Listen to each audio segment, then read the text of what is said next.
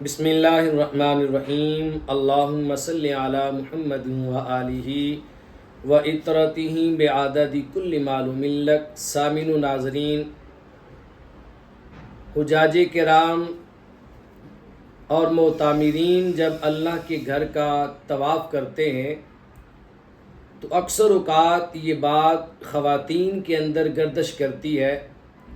خواتین ایک دوسرے سے بحث مباحثہ کرتی ہیں اور پوچھتی ہیں کہ کیا مردوں اور عورتوں کے طواف کا طریقہ سیم ہے، یا مردوں اور عورتوں کے طواف اور سعی کے اندر کوئی فرق بھی ہے؟ تو آج کی گفتگو میں ہم آپ کے سامنے 8 ایسی باتیں ذکر کریں گے، 8 ایسے فرق بیان کریں گے جو خواتین اور مردوں کے طواف میں پائے جاتے ہیں۔ یعنی 8 ایسی باتیں ہیں جو طواف اور سعی کے دوران مرد حضرات تو کریں گے لیکن خواتین نہیں کریں گی۔ خواتین اور مردوں کے طواف اور سعی میں 8 باتوں کا فرق آتا ہے۔ ان 8 باتوں میں سے سب سے پہلی بات یہ ہے کہ مرد حضرات جب کعبۃ اللہ کا طواف شروع کریں گے تو طواف شروع کرنے سے پہلے اجتباء کریں گے۔ اجتباء کسے کہتے ہیں؟ اجتباء کا مطلب یہ ہے کہ مرد کعبۃ اللہ کا طواف شروع کرنے سے پہلے اپنا دایاں کندھا ننگا کر لیں گے۔ احرام کو دائیں کندھے سے اتار کر دائیں کندھے کے نیچے سے نکال کر بائیں کندھے کے اوپر ڈال لیں گے اور دایاں کندھا پورے طواف کے اندر ننگا رہے گا۔ یہ عمل دوران طواف صرف مرد حضرات کریں گے، خواتین یہ عمل نہیں کر سکتی۔ یہ عمل صرف مردوں کے ساتھ خاص ہے، خواتین کے لیے عمل نہیں ہے۔ تو ایک فرق یہ ہو گیا مردوں اور عورتوں کے طواف میں کہ مرد اپنا دایاں کندھا ننگا رکھیں گے اور خواتین کندھا ننگا نہیں کریں گی۔ دوسرا فرق ہے طواف کے اندر کہ مرد حضرات طواف کے پہلے 3 چکروں کے اندر رمل کریں گے۔ رمل کا مطلب یہ ہے کہ جب مرد طواف کریں گے تو طواف میں پہلے 3 چکروں میں اکڑ کر سینہ تان کر کندھوں کو باہر نکال کر تیزی سے پہلے 3 چکر لگائیں گے۔ اسے کہتے ہیں رمل کرنا۔ یہ حضور علیہ الصلوۃ والسلام کی بھی سنت مبارکہ ہے اور حضور علیہ الصلوۃ والسلام کے اصحاب کی بھی سنت مبارکہ ہے، اور یہ عمل خواتین نہیں کریں گی۔ خواتین اپنی حالت کے مطابق، اپنی کیفیت اور حیت کے مطابق جیسے چلتی ہیں ویسے ہی وہ کعبۃ اللہ کے طواف کے 7 چکر لگائیں گی۔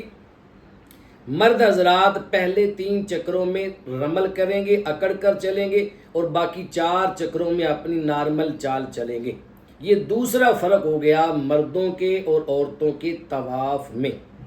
اب تیسرا فرق یہ ہے کہ طواف کے دوران جب کعبۃ اللہ کا بوسہ دیا جاتا ہے تو مرد حضرات تو مزاحمت کر کے مردوں کو اپنے بازوؤں سے، کندھوں سے، بھیڑ کے اندر سے الگ کر کے بھیڑ میں گھس جاتے ہیں اور جا کر اپنا نمبر لگوا کر اپنی باری پر حجر اسود کو بوسہ دے لیتے ہیں، لیکن خواتین جو ہے مزاحمت نہیں کریں گی۔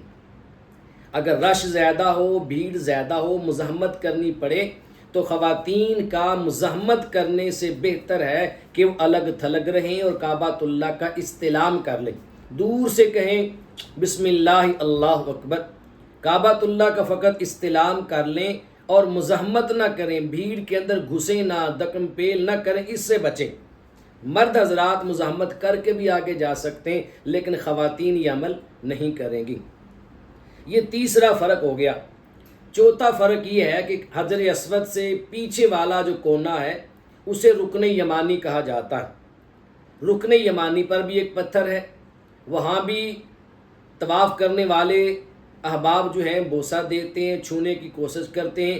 حضور علیہ الصلوۃ والسلام نے اس کو بھی چھوا ہے، بوسہ دیا، اور حضور علیہ الصلوۃ والسلام نے فرمایا میں جب بھی کعبۃ اللہ کا طواف کرتے ہوئے رکن یمانی کے پاس پہنچا ہوں تو میں نے وہاں پر جبریل امین علیہ الصلوۃ والسلام کو پایا ہے۔ جو بندہ رکن یمانی کو بوسہ دیتا ہے، رکن یمانی کا استلام کرتا ہے، اسے چھوتا ہے، تو جبریل امین علیہ الصلوۃ والسلام اللہ کی بارگاہ میں اس کی بخشش کی دعا کرتے ہیں۔ تو رکن یمانی کو بوسہ دیتے وقت وہاں پر بھی مردوں کی بھیڑ ہوتی ہے، خواتین بھی ہوتی ہیں، بعض احباب ایسے ہوتے ہیں جو کعبۃ اللہ کے ساتھ جا کر یوں چمڑ جاتے ہیں جیسے قبضہ کر کے بیٹھے ہوں اور کسی کو موقع نہیں دیتے۔ وہاں خواتین بھی کوشش کرتی ہیں اوپر گرنے کی، مرد بھی اوپر گرتے ہیں۔ اگر وہاں پر بھی مزاحمت ہو تو خواتین کو چاہیے کہ مزاحمت نہ کریں، ان کا الگ تھلگ رہنا، مردوں میں اختلاط کرنا، ان کا جسم، ان کے ہاتھ دوسروں کے ساتھ کندھے مس ہونا، ٹچ ہونا، اس سے بہتر ہے کہ وہ الگ تھلگ رہیں۔ ان کا الگ تھلگ رہنا رکن یمانی کو چھونے سے بہتر ہے۔ چوتھا فرق یہ ہو گیا کہ مرد رکن یمانی کو چھوئیں گی اور عورتیں اگر آسانی ہو تو چھو لیں، بوسہ دے لیں، اگر آسانی نہیں ہے تو مزاحمت نہ کریں، پیچھے ہٹ جائیں۔ اور پانچواں فرق یہ ہے کہ ہر بندے کی کوشش ہوتی ہے وہ کعبۃ اللہ کے قریب ہو جائے، کعبۃ اللہ کے قرب کو پائے، غلاف کعبہ سے چمٹ جائے، رو رو کے دعائیں مانگے، اس کو بوسے دے۔ ہر بندے کی کوشش ہوتی ہے۔ اگر خواتین کعبۃ اللہ کے غلاف کو بوسہ دینا چاہیں، چھونا چاہیں، قریب ہونا چاہیں، وہاں پر مردوں کا قبضہ ہو، مرد حضرات وہاں کثیر تعداد میں ہوں اور بغیر مزاحمت کے دکم پیل کے خواتین آگے نہ جا سکتی ہوں، خواتین کا جسم مردوں کے ساتھ ٹچ ہوتا ہو، خلط ملط ہوتی ہوں، تو اس صورت میں خواتین کے لیے کعبۃ اللہ کے قریب جانے سے بہتر ہے کہ وہ الگ تھلگ رہیں۔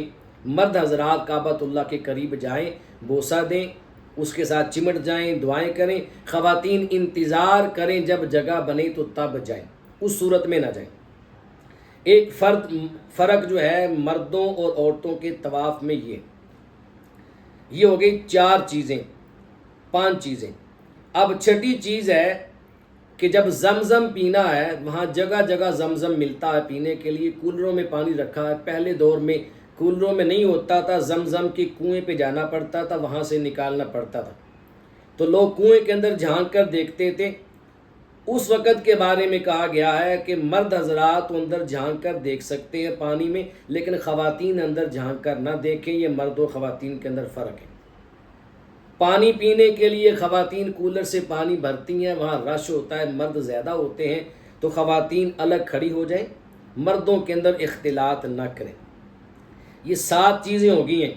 اور 8ویں چیز ہے جب کعبۃ اللہ کا طواف مکمل کر چکے، سائی کی جانب آئیں تو سائی کے اندر جو سائی کا مقام ہے وہاں پر ایک مخصوص جگہ آتی ہے جہاں پر مرد حضرات تھوڑی دیر کے لیے بھاگتے ہیں، دوڑتے ہیں، سائی کرتے ہیں۔ وہاں پر آج چھت کے ساتھ گرین قسم کی لائٹیں آویزہ کر دی گئی ہیں، جہاں تک وہ لائٹیں رہیں گی وہاں تک مردوں نے بھاگنا ہے۔ تو مردوں اور خواتین میں سائی میں یہ فرق ہے کہ مرد جو ہیں سائی میں بھاگیں گے، دوڑیں گے، پر خواتین جو ہیں وہ بھاگیں اور دوڑیں گی نہیں۔ خواتین نے نہ بھاگنا ہے نہ دوڑنا ہے، آرام کے ساتھ، اطمینان کے ساتھ آہستہ آہستہ چلتی جائیں اور سائی کو مکمل کریں۔ یہ 8 چیزیں تھیں جو مردوں اور خواتین کے درمیان طواف اور سائی میں فرق کرنے والی ہیں۔ اور آخری چیز، جب طواف بھی مکمل ہو جائے، سائی بھی مکمل ہو جائے، آپ کا عمرہ مکمل ہو گیا ہے، اب آپ نے احرام سے باہر نکلنا ہے، تو احرام سے باہر نکلنے کے لیے کیا کرنا ہے؟ سر کا حلق کروانا ہے۔ مردوں کو اختیار ہے سر کا حلق کروا لیں یا قصر کروا لیں۔ حلق کہتے ہیں ٹینڈ کروانے کو، ٹینڈ کروا لیں یا بال کتروا لیں، دونوں میں سے کوئی یہ کام کر سکتے ہیں، لیکن خواتین یہ کام نہیں کریں گی۔ خواتین ٹینڈ نہیں کروا سکتی، بال نہیں کتروا سکتی، اپنے انگلی کے پورے کے برابر جو ہے وہ بال کاٹ لیں۔ خواتین جب پورے کے برابر بال کاٹ لیں گی تو خواتین بھی احرام کی پابندیوں سے آزاد ہو جائے گی، ان کا بھی عمرہ مکمل ہو جائے گا، مرد حضرات کا بھی عمرہ مکمل ہو جائے گا۔ ماؤں، بہنوں اور بیٹیوں کو جب بھی کعبۃ اللہ کے طواف کا موقع ملے تو انہیں کوشش کرنی چاہیے کہ ان 8 باتوں کا لحاظ اور خیال ضرور رکھیں۔ اللہ عمل کی توفیق